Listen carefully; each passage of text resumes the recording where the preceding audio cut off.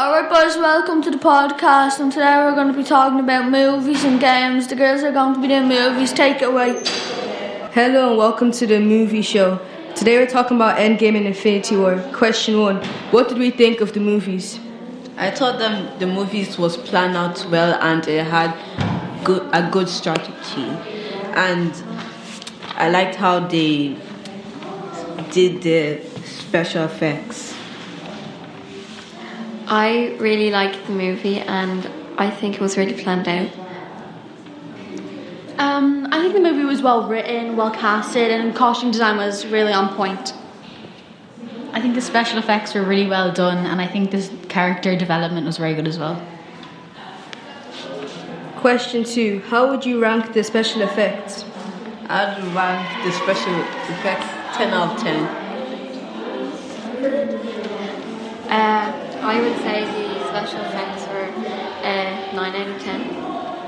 I would say it'd be like a 10 out of 10. Like, they were probably all done on a green screen. I'd put the special effects as a 10 out of 10. They really pulled out the stocks this time. Question 3. Was Infinity War a good beginning step up for Endgame? I think it was a good beginning step because I liked how they started it out when Thor came and chopped off Thanos' head. I think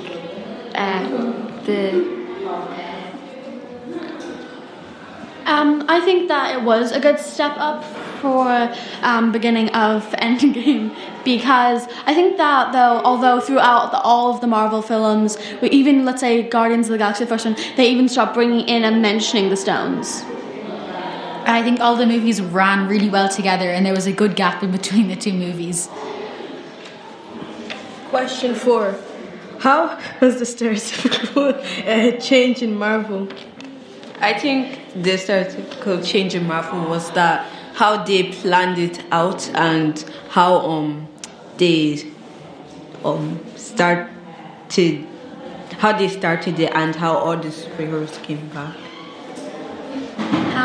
I think that it was a huge improvement from before. Like, now more girls are getting involved in it.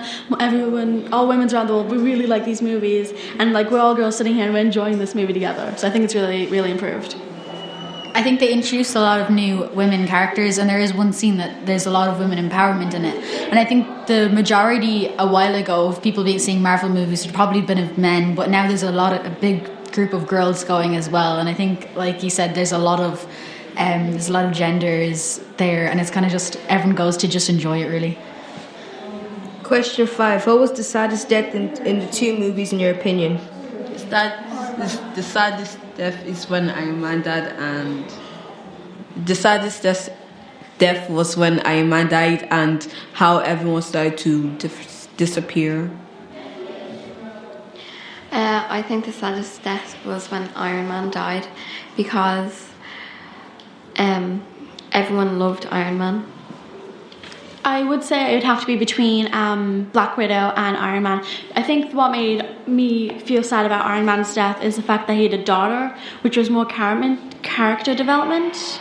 Although Black Widow, when she died, she did it willingly, as well did Iron Man. Like, they knew they were going to die. They knew they weren't going to get out of it.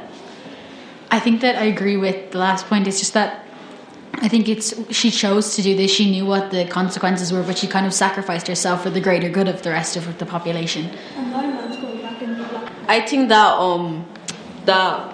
they're going to use the Soul Stone to bring back Iron Man, Black Widow, and what's her name?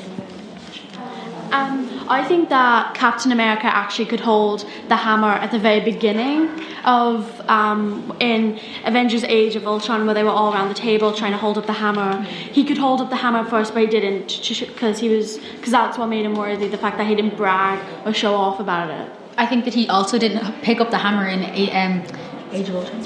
in Age of Ultron, because I think he wanted to let Thor keep thinking of himself as the almighty kind of god in the team, and to not take his place on his seat in Asgard. Thanks for watching, girls. Thanks, girls. Next we have our sports show. Take it away, lads. Welcome to the Premiership show. My name's Callum. I'm joined with Dylan and Hayden. And the first question is, who's winning the Prem this season? I think Man City, because they're just too overpowered, and I think Liverpool are going to bottle it again.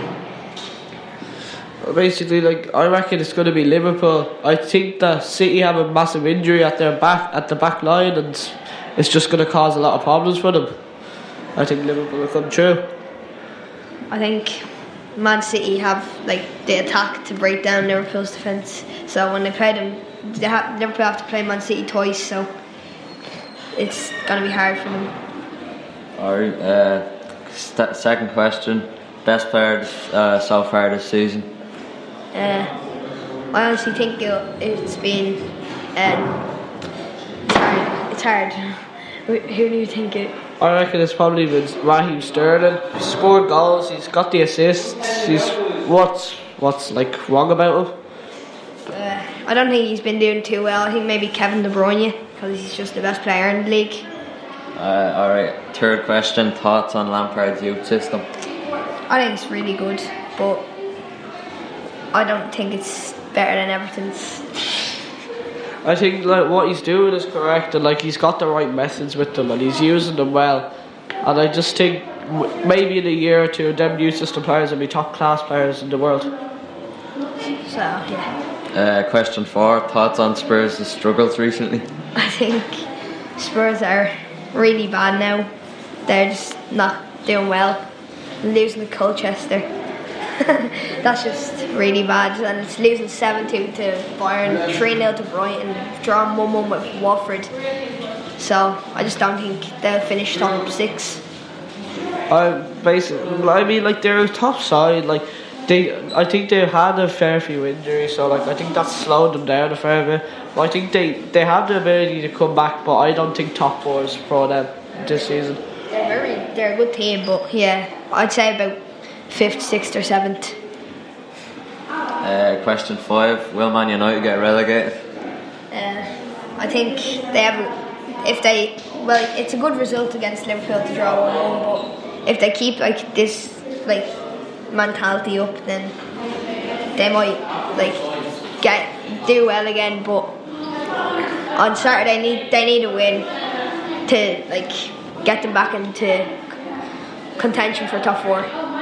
I don't think they'll get relegated, but I don't think top 4. If they'd be lucky to get top 10, they're just not performing this season. Alright, that's enough for the questions. Thanks.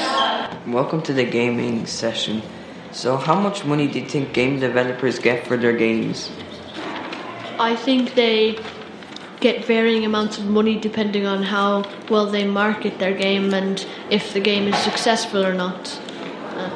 How much do you think goes into developing a game? I think it depends how much money they have and how long they have. Some developers may just leave the game for after 1 year, and then other developers will constantly update it and make improvements. How do you think they come up with the ideas of a game? I think they might just take an original idea from an older game and say that this could be better, I could change this, and they could market it differently, and they could end up changing it into a really good game. Do you think that video games cause violence? I think it has no link to violence, but has a tiny bit. Because your mom could have a bowl of spaghetti and say it's dinner time, and then you get angry because you're in the middle of a game, and then you have to go down, and then your mom just says you can't play anymore. So it has a little link. And that's all for the end of the gaming session. Next we have a discussion on online shopping. Take it away, girls. Aoife, where do you online shop? I mostly shop on Pretty Little Things. Why do you shop online? I shop online because I don't have to leave my house. Do you think online shopping is good, Ava? Yeah, because you get a discount and free returns. What's the bad things about shopping online, Lauren? You might get the wrong size about shopping online. What do you mostly shop online for, Eve? I mostly shop online for clothes or makeup. Ava, what do you shop for? The same thing. Yeah, like different types of clothes and makeup. Thanks for listening. Next, we have a music show. Take it away. Hi, it's Adele here from Dublin, Ireland. Welcome to the show. Today we're going to be having a discussion about music and what's trending right now. So first we'll be talking to Ellen about pop music. So Ellen, what's your favourite artist? My favourite artist is Billie Eilish. I think she has a great voice. I like her song Bad Guy. Thanks, Ellen. Now my co-host Kirsten is going to ask Annetta some... So Annetta, what's your favourite artist? Probably Ariana Grande. Why is that? Because I like her songs and they're really good. What's your favourite song?